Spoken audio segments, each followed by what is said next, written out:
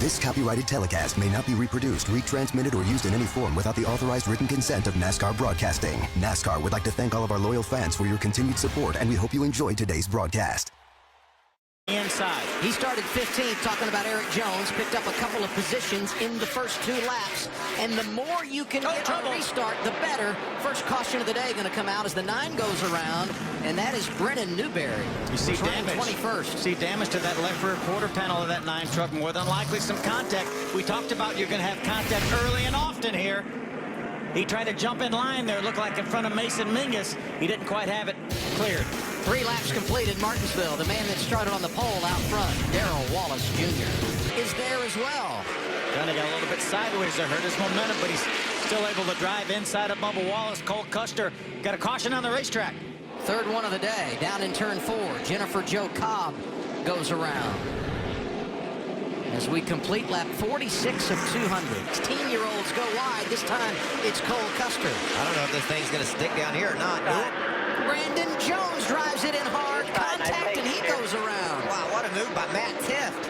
That was an aggressive miss of a crash. I love what I saw there. He saw the opening, knew he had to hit the gas and not the brake, and squeezed right through there. They were 3 wide going in the corner. That typically doesn't work here at Martinsville. Not nope. So this is what happened on the restart. Gaulding outside lane restarted second. Something happened to that truck, Phil. He just never got back in the throttle in the center of the corner. Then there may have been some contact. 3 wide. That's not going to work. Cole comes down the hill. They make contact. Matt Tiff. Watch Matt Tiff go through there in the 0. Sauter right now is in heavy lap traffic. And remember, these are lead lap trucks that desperately want to stay on the lead lap. Look at all the damage to Cole Custer's truck. Caution on the racetrack. Wow. Cole being scored in the 15th position, but has dropped back now to 19th as our scoreboard cycles through. That's the 63 of Justin Jennings, who is also wrinkled up. Look. That's a 0-0. He took out a couple pink trucks there. Looks like it was a Gray. Gaulding was that one of those trucks that he got into. He pushed Gray actually in to the 21 of Joey Coulter. In that inside lane to grab the top spot. And keep an eye on Eric Jones, who seems to just get better and better. And now problems for the 99 of Brian Silas. That has every sign of an accordion effect on the restart. Somebody didn't get a start good, and Silas hard into the back of another truck.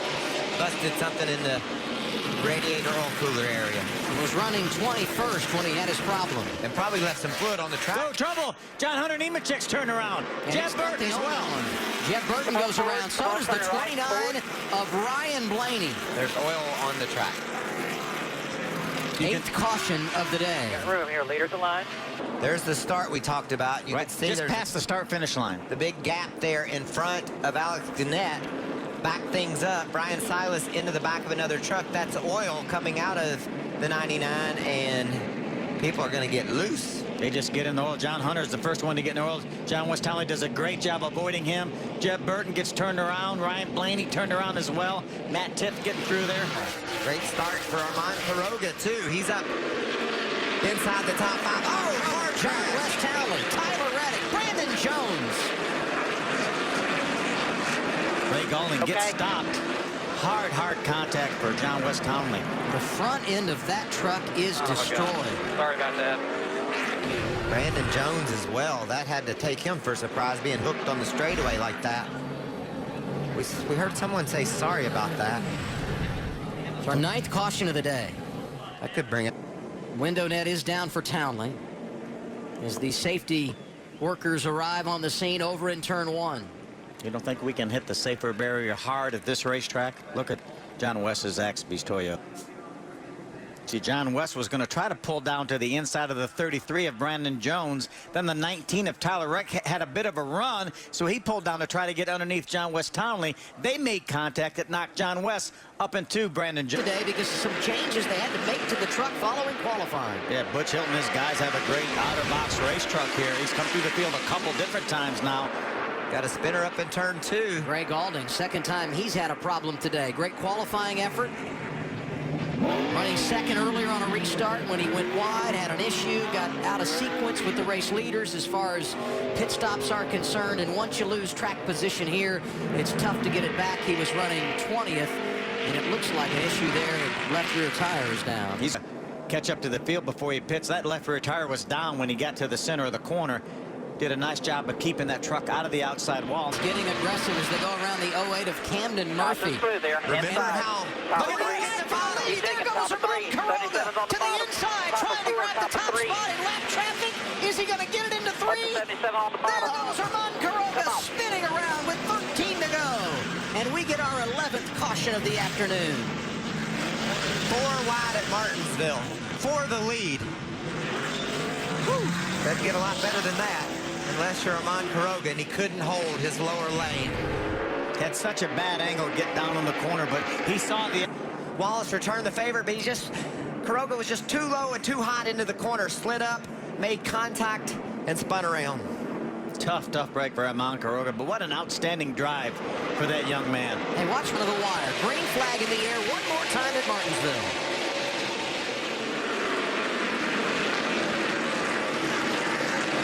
Bubba Wallace again solid on the restart. Johnny Sauter able to get out in front of Timothy Peters to hold down second. Contact coming off of turn 2. Great save there by John Hunter Nemechek. Yeah, John Hunter had his truck sideways, and it's still sideways. Jeff Burton to the inside. Look at those BKR trucks trying to heat up Alex Gannett. What a mess. 2 and 3 wide as they go into turn 1. And somehow they made it through there. Trying to get all you can with 5 laps to go. There'll be 4 when they come by the start-finish line. This time, Darrell Wallace Jr., the race lead over Johnny Sauter. You know, when the big pack races to the checkered at Talladega, you don't think they're going to make it? It's the same at Martinsville. They're all over each other. Bubba Wallace with a comfortable truck length and a half lead right now over Johnny Sauter. Johnny Sauter gets sideways. Little help from Timothy Peters, look like. Peters to the inside of Sauter. This is the battle for second. Matt Crafton going to try and drive through as well. Eric Jones waiting in the wings in 5th. Johnny Sauter desperately wanted to get back down the inside, but he saw his teammate Matt Crafton was there. Oh, and Tyler Reddick is... They're all over each other everywhere. Reddick was into the side of Gannett and by him. And they got a spinner. Gresham in turn 4. 2 laps to go. Gresham sitting idle on the track, drives away, no caution, and that's great for Darrell Wallace Jr., who will see the white flag this time, coming off of turn 4 with the race lead. Right inside of Sauter. How did he get back up there? Clear by 4. White flag right here. To the win for Darrell Wallace Jr. Ryan Blaney back up into the top 5. And Tyler Reddick coming with him, but they're not going to have anything for Bubba Wallace in that Wendell Scott painted truck. Darrell Wallace Jr., short track sensation, second year in a row. He's going to win it at Martinsville. Another one, God dang, I love you guys. Woo! Yeah, baby!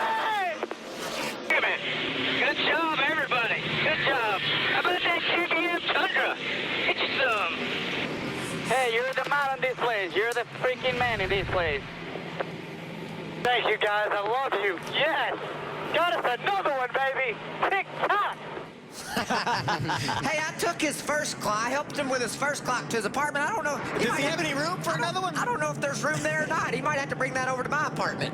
And some drivers upset. And this is typical of what we see following a race at Martinsville. Timothy Peters pulled to a stop, and Johnny Sauter right behind him on the pit lane. Johnny Sauter got moved out of the way by Timothy Peters, and I don't think Sauter's too happy about it.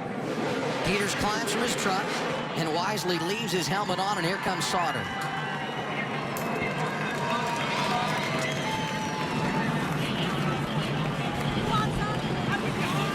We talked about people being mad at each other. How cool is it that that Bubba Wallace wins here in Wendell Scott's truck? This is one end of the emotion. The other is this. Burnouts in a truck painted for Wendell Scott by Bubba Wallace. Let's hear from the winning crew chief, Bob. Jerry. This copyrighted telecast may not be reproduced, retransmitted, or used in any form without the authorized written consent of NASCAR Broadcasting. NASCAR would like to thank all of our loyal fans for your continued support, and we hope you enjoyed today's broadcast.